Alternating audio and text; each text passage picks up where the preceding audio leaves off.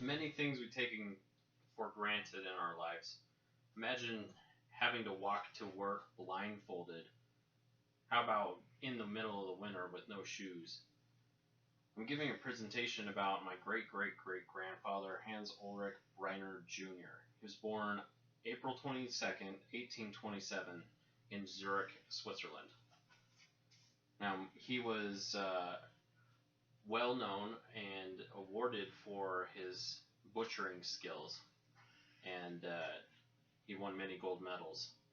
And what he could do the best was stripping the skin, basically skinning the animal and cutting it into all the different pieces and gutting it and all the peripherals of making food out of an animal. And he could do it faster than anyone else. When he turned 16, it was 1843, he ended up getting very sick and had the massive fever. And when he was in the midst of his fever, he ended up having a vision. In his vision, he seemed to meet two men, one being tall and one being shorter. And these two men took him by the hand and led him around the world. And one thing that's written in accounts of his story about this vision is that the whole world was dark and that he couldn't see anything, but they're still pointing things out to him like, hey, look at this mountain, look at this river. And so it was a very perplexing dream or vision for him because he's a 16-year-old and it doesn't make any sense. The two men he knew were preaching, and they wore long-tailed coats. And the long-tailed coats and the hats that they were wearing, and the shorter man had dark glasses and a weird eye, a wandering eye. So just they seemed like characters.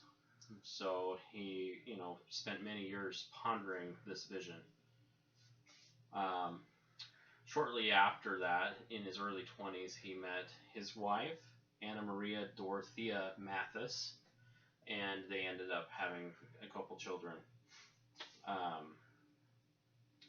Since he was a butcher, that's how he made his living in Switzerland. So what happened is, in 1853, he ended up working and trying to butcher this animal, and he ended up slipping, and the knife ended up slicing into his eye. And so they went to the hospital, and the doctors attempted to save his vision in his eye, and it didn't work. And in the 1850s, they basically told you to just drink alcohol, and they would try to stitch you, but it didn't work so well. So his eye that went blind ended up with infection, and the infection spread, and it went to his other eye, and he became totally blind. While he was recovering in the hospital with his wife by his side, they were hearing about men that were preaching a new gospel. It was Mormon missionaries, and they ended up meeting in the hospital there. Since he was totally blind, he couldn't see them or know what they looked like, but remembering this crazy vision, his wife asked my great-great-great-grandfather to, describe the men in his vision again, and the descriptions of the men were identical to these guys standing in front of them, preaching this new gospel. So they knew right away that these were the men they were supposed to talk to and meet with, and that they were going to lead them around the world. And 3 years later, they ended up coming to America to go ahead and settle in Utah. They went ahead in 1856, and they crossed over the Atlantic Ocean, and it took 43 days to cross by boat to get to America. They went ahead and they were on the Pioneer Overland Trail, and they started in September of 1856, and they ended up getting to Salt Lake in Utah on Christmas Eve of 1856. So it was roughly 4 months and 1,000 miles of travel. And during the traveling, there's a picture that's in the Daughters of the Utah Pioneers Museum, showing him holding on to a rope on the back of one of the carriages, and that was how he was able to not trip and fall over everything, because it was a treacherous path and it was literally a dirt trail. When they reached the Platte River in the wintertime, it was nearly November, they measured the snow at 9 feet deep, and 16 people in their caravan died. And it almost took his youngest daughter, 5 years old, Mary.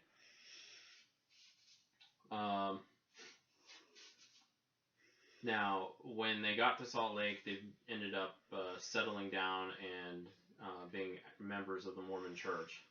They also were in very close ties with some of the leaders of that church, including Brigham Young. In 1884, Brigham Young asked my great-great-great-grandfather to settle St. George, Utah. And so he ended up moving to several areas around St. George, a town called Tolkerville and another one, Price. And they ended up working around the area to settle. And in those times as well, he helped one of the very first Pioneer Day celebrations that was held on July 24th. So he was part of one of those or several of those actually, and they would parade ferries down the Price River in Utah. He ended up moving to St. George, or he lived in St. George until his death at 78. And when he was living there, he worked on genealogy and tracking down family members all the way to the 1400s. He did that more of a religious calling, but it was also interesting that, him being blind was able to determine, genealogy all the way back to the Middle Ages. On February 8th, 1905, he had a major stroke and he ended up dying.